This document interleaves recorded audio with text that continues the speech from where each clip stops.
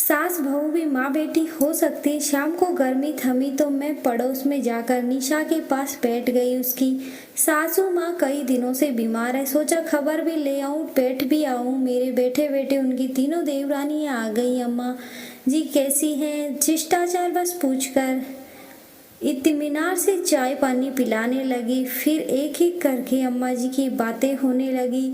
सिर्फ शिकायतें। जब मैं आई तो अम्मा जी ने ऐसा कहा, वैसा कहा, ये किया, वो किया। आधा घंटे बाद सब यह कहकर चली गई कि उन्हें शाम का खाना बनाना है।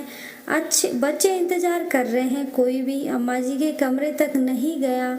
उनके जाने के बाद में निशा से पूछ बैठी, निशा अम्मा जी आज 1 साल से बीमार हैं और तेरे ही पास है। तेरे मन में नहीं आता कि कोई और भी रखे या उनका काम करे? माँ तो सबकी है। उनका उत्तर सुनकर मैं तो जड़ से हो गई।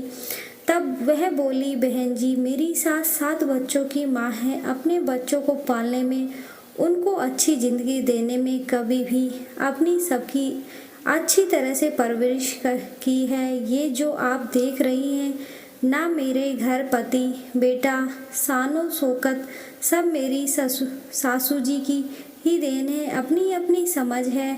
मैं तो सोचती हूँ कि इन्हें क्या क्या खिला पिला कर इतनी सुख दूँ कि मेरे बेटा बेटी अपनी दादी माँ के पास सुबह शाम बैठते हैं। उन्हें देखकर मैं मुस्कुराती हूँ। अपने कमज़ोर हाथों से वो उनका माथा, चेहरा और शरीर सहलाकर उन्हें जी भर के दुआएं देती है। जब मैं उनको नहलाती खिलाती पिलाती हूँ और उनकी सेवा करती हूँ तो संतुष्ट भाव से मेरे पति के चेहरे पर आता है। उसे देखकर मैं धन्य हो जाती हूँ। मन में ऐसा एहसास होता है जैसे दुनिया का सबसे बड़ा सुख मिल गया हो। और मुझे भी खूब दुआएं देती है और कहती है, तू मेरी बहू नहीं बेटी हो।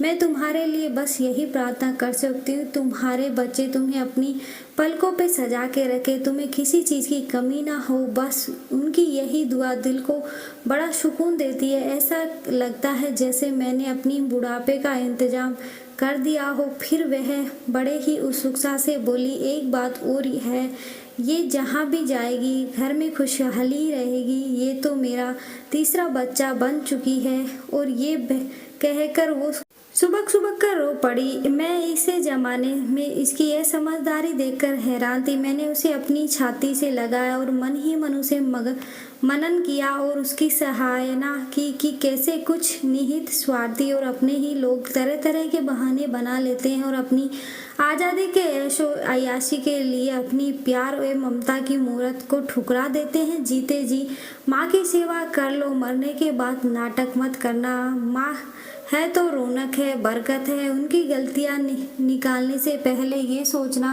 उनने अपनी कितनी गलतियाँ माफ़ की हैं। वीडियो अच्छी लगी तो वीडियो लाइक करें, चैनल को सब्सक्राइब जरूर करें। धन्यवाद।